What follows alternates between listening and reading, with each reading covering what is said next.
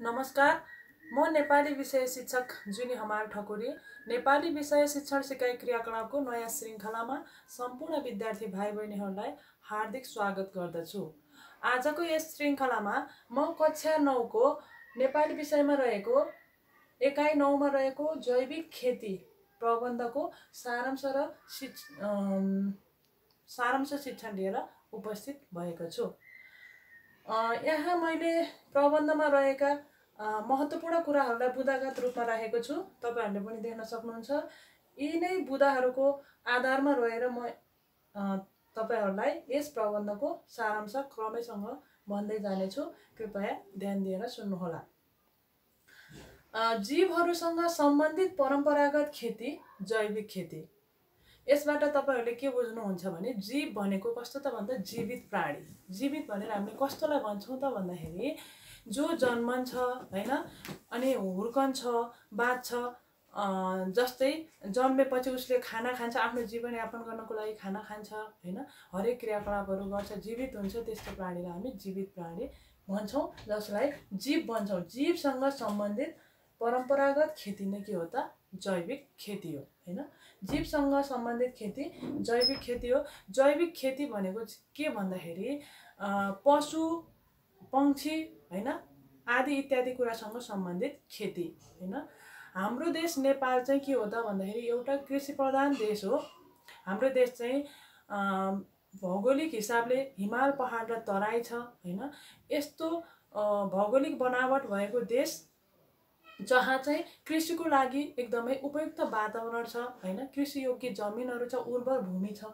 त्यसै भएको कारणले गर्दाखेरि हाम्रो देशमा चाहिँ कृषि व्यवसाय गरिन्छ।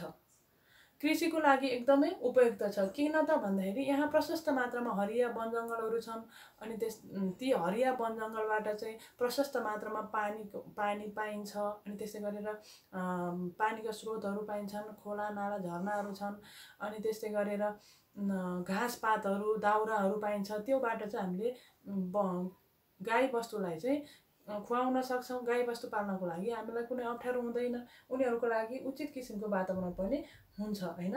तिनै जीव जनावरसँग सम्बन्धित तिनीहरूकै मल मूत्र प्रयोग गरेर हामीले खेती किसानी गर्छौं। आदि इत्यादि यावत कुराहरूलाई चाहिँ के भनिन्छ भन्दा जैविक खेती भनिन्छ। भने रासायनिक खेती हैन, रासायनिक खेती भनेको चाहिँ के भन्दाखेरि रासायनिक प्रतिक्रियाद्वारा उत्पादित सामग्रीको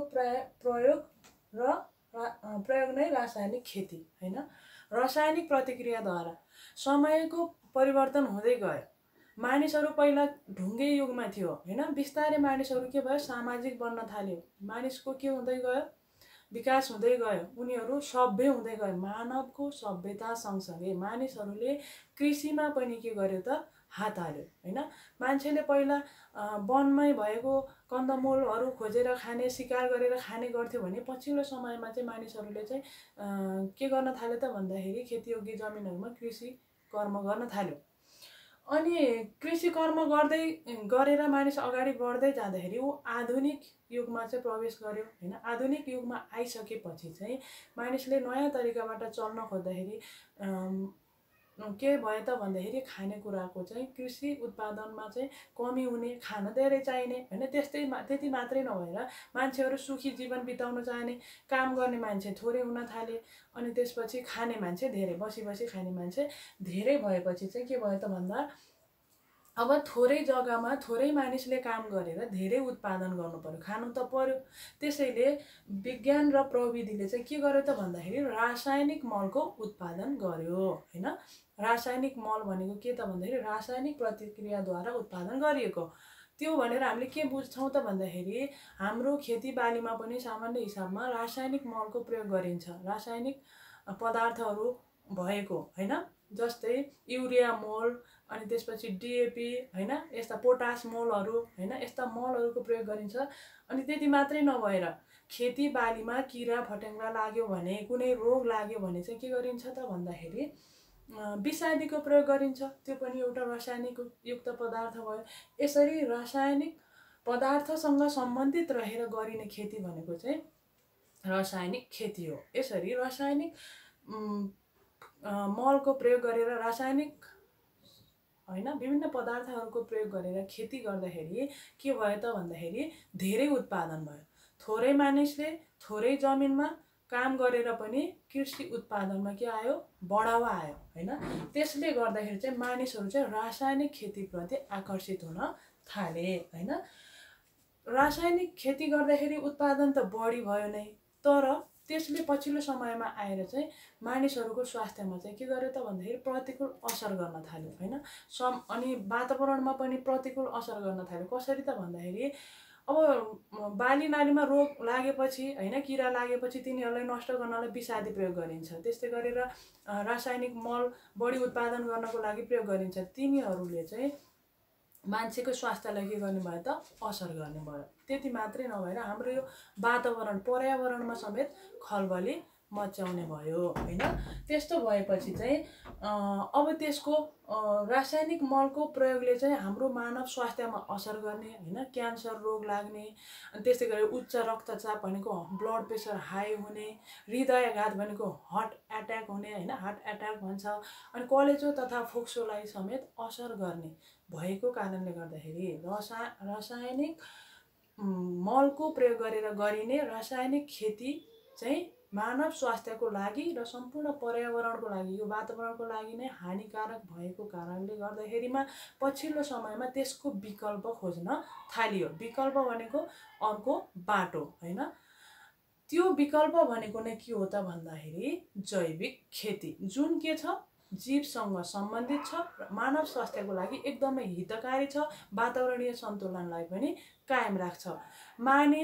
मानिस लगायत विभिन्न प्राणीहरू चाहिँ यही वातावरणसँग प्रकृतिसँग के छन् त एकदमै नजिक छन्। प्रकृति वातावरण र मानिसको चाहिँ अनुन्यासित सम्बन्ध छ, एक अर्काका परिपूरक नभई नहुने हैन। त्यसो भएको हुनाले चाहिँ त्यो कुनै पक्षलाई पनि जैविक खेतीले असर नगरिकन के गर्छ त झनै फाइदा पुर्याउने हुन्छ। रासायनिक खेतीको सट्टा कुन खेतीले? जैविक खेतीले हैन। त्यसो भएको हुनाले जैविक खेती नै के हो त रासायनिक खेतीको एउटा उत्तम विकल्प हो। हामीले जैविक खेतीलाई प्रश्रय दिएको खण्डमा हैन, जैविक खेतीलाई नै प्राथमिकता दिएर अगाडि बढाएको खण्डमा के हुन्छ त भन्दाखेरि हाम्रो स्वास्थ्य पनि राम्रो हुन्छ हैन, वातावरणीय सन्तुलन पनि राम्रो हुन्छ, हरेक प्राणीलाई राम्रो हुन्छ। सामान्य अवस्थामा जैविक खेती गरेर थोरै उत्पादन हुन्छ भन्ने हाम्रो धारणा आउन सक्छ, तर जैविक खेती गर्दाखेरि गाई बस्तुको मल जल मूत्रहरू प्रयोग गरेर गरिने हैन गर्दाखेरिमा चाहिँ त्यो माटोको उर्वरा शक्ति चाहिँ क्रमशः के हुन्छ वृद्धि हुँदै जान्छ। तर रासायनिक खेती गर्दाखेरि चाहिँ त्यो विकासे मोलहरू अनि त्यसपछि विषादीहरू प्रयोग गर्दाखेरि चाहिँ त्यो माटो चाहिँ के हुन जान्छ त भन्दाखेरि दिन प्रतिदिन त्यो मरुभूमि हुँदै जान्छ है, एकदमै नराम्रो हुन्छ। त्यसमा पछिल्लो समयमा गएर केही पनि उत्पादन नहुने हुन्छ। बरु जैविक खेतीमा चाहिँ हामीले मौसम अनुसार हैन, समय अनुसार कुन समयमा कुन खेती लाउन योग्य छ भनेर समयमा नै खेती लगाउने, आवश्यक मलजल गर्ने हैन, राम्रो स्याहार सुसार गरेर हेरविचार गरेर गर्यौं भने जैविक खेतीबाट पनि हामीले प्रशस्त उत्पादन लिन सक्छौं हैन।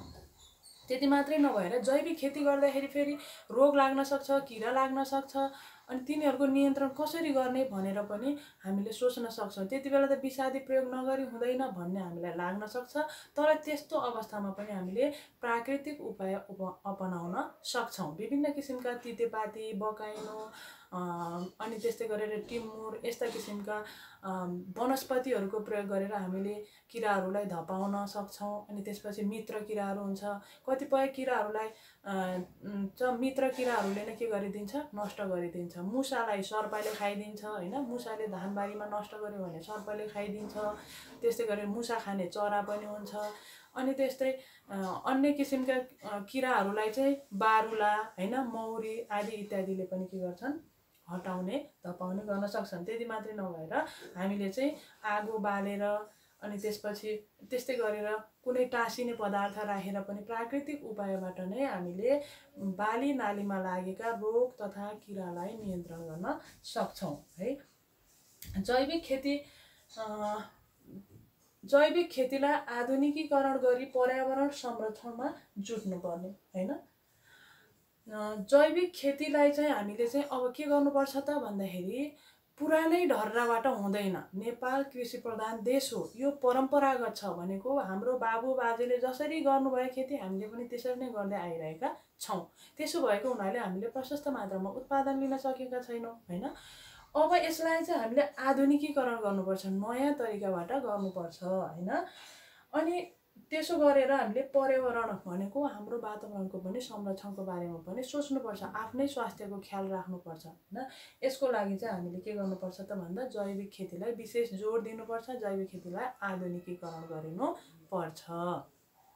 त्यसको लागि अहिले पछिल्लो समयमा हामीले पहिला घिरौँला करेला आदि इत्यादि यस्तो त्यो झ्याङमा जाने बिरुवाहरूलाई चाहिँ यति अग्लो बनाएर झिक्रा गाडेर फलाउने गर्थ्यौँ भने त्यसलाई अहिले आधुनिकीकरण कसरी गर्न सकिन्छ त भन्दाखेरि घिरौँला काँक्रो रोप्ने होइन, त्यसपछि त्यसलाई के गरिने त यस्तो तेर्सो खालको टनेलमा चाहिँ के गरिदिन सकिन्छ त भन्दाखेरि त्यस्तो किसिमको एउटा त्यो बुनेर होइन तिनीहरूलाई यसरी जताततै फैलिएर फल्न सक्ने बनाइदियो भनेदेखि त्यो के भयो त आधुनिकीकरण। टाढ हालिदिने, पहिला झिक्रा हालिन्थ्यो ठाडो पारेर भने अहिले टाढ हालिदिने होइन।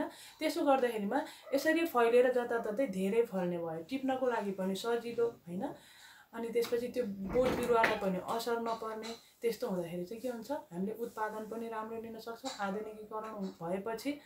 अनि त्यसलाई हामीले आत्मनिर्भरताको रूपमा लिन सक्छौँ होइन। जैविक खेतीबाट उत्पादन भएका त्यस्ता हामीले अहिले पछिल्लो समयमा अर्ग्यानिक खेती भनेर चिन्ने गर्छौँ, जुन चाहिँ विषादी रहित, विषादीको प्रयोग नगरेको यस्ता अर्ग्यानिक खेती होइन, अर्ग्यानिक उत्पादन जो जैविक खेती हुन्, यिनीहरूको चाहिँ विश्व बजारमा माग पनि के छ अत्यन्तै राम्रो छ। हामीले यसलाई विश्व समुदायसम्म के गर्न सक्छौँ, यसरी उत्पादन भएका चिजहरूलाई निर्यात गर्न सक्छौँ। आफ्नो देशमा मात्र होइन विदेशमा समेत लगेर बेच्न सक्छौँ। विश्वमा एकदमै महँगो तरकारी हाम्रै देश नेपालमा फल्छ अरे है, त्यो एउटा च्याउ हो। यसरी चाहिँ हाम्रो देश नेपाल चाहिँ कृषिको लागि अति उत्तम छ होइन। त्यसो भएको कारणले हामीले जैविक खेती गरेर यसरी अर्ग्यानिक खेती उत्पादन गरेर चाहिँ आफ्नो देशमा होइन लगायत विदेशमा पनि हामीले के गर्न सक्छौँ उत्पादन गरेर बिक्री वितरण गरेर चाहिँ हाम्रो आर्थिक स्तरलाई के गर्न सक्छौँ बढाउन सक्छौँ। जैविक खेतीलाई महत्त्व दिएको खण्डमा के हुन्छ त मानिसहरूले रोजगारी पाउँछन् होइन, आय आर्जनको स्रोत हुन्छ, देश पनि समृद्ध हुँदै जान्छ। अनि त्यसपछि देशको दिगो विकास हुन्छ। दिगो भनेको पछि लामो समयसम्म चाहिँ के हुन्छ देश विकसित हुँदै गइरहन्छ होइन, प्रकृतिको रक्षा हुन्छ। अनि यो नै के हो त आजको आवश्यकता हो होइन। विभिन्न रोगबाट बच्न सकिने, आफ्नो स्वास्थ्यलाई राम्रो गर्ने होइन, अनि देशको पनि विकास हुने, रोजगारी पनि पाइने होइन, आर्थिक स्तर पनि वृद्धि हुने भएको हुँदाखेरि जैविक खेती चाहिँ आजको आवश्यकता हो। यो हाम्रो परम्परागत के हो, परम्परागत रूपमा हामीले गरिँदै आएको कृषि पेसा पनि हो। हामी नेपाली भएपछि हाम्रो मुख्य पेसा नै के हो त कृषि हो। हामीले यसलाई आधुनिकीकरण गरेर अगाडि बढ्नु नै के छ जरुरी छ। यो नै हामी सबैको हितमा छ हैन। यो मैले यो कुरा चाहिँ हामीले मनन गर्नु जरुरी छ। यस प्रबन्धको सारांश मैले तपाईहरुलाई भनि नै हाले। अब आउँदो श्रृंखलामा यस्तै अन्य पाठ्य सामग्रीहरु लिएर उपस्थित हुने नै छु। आजको लागि भने म बिदा हुन चाहन्छु। धन्यवाद।